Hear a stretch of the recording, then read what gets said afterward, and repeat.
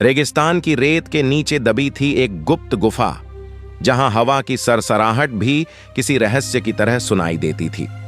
राजवीर और गौरी उस पहेली के और पास आ चुके थे।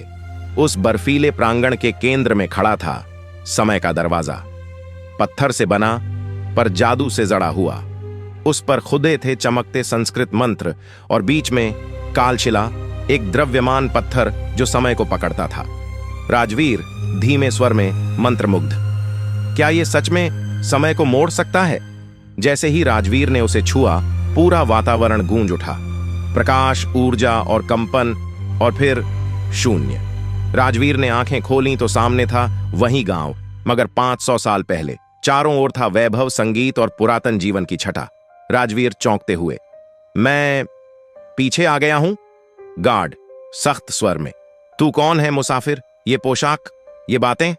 राजवीर को पकड़कर ले जाया गया वहां जहां बैठा था एक ब्राह्मण, विद्वान पर छुपा हुआ खलनायक। ब्राह्मण गंभीर धीमी आवाज में, तू समय से गिरा है और मुझे तेरी जरूरत है।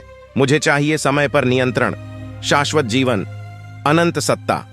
राजवीर गुस्से में, समय कोई खिलौना नहीं। आप क्या करोगे जब सब कुछ टूट जाएगा? और फिर शुरू हुआ युद्ध, न केवल शक्ति का बल्कि भविष्य और अतीत की दिशा का।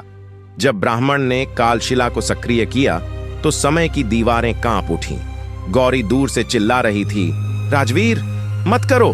राजवीर दृढ़ स्वर में, कभी कभी इतिहास को रोकने के लिए किसी को आगे बढ़ना पड़ता है। राजवीर ने छलांग लगाई उस टूटते समय दरवाजे में।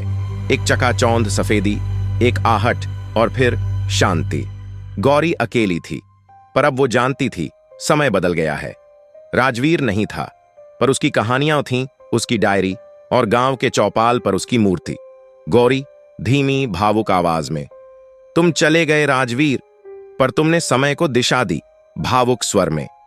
और इसी तरह एक खोज से शुरू हुई यात्रा बन गई काल की कथा, जो अब समय के हर कण में गूंजती है।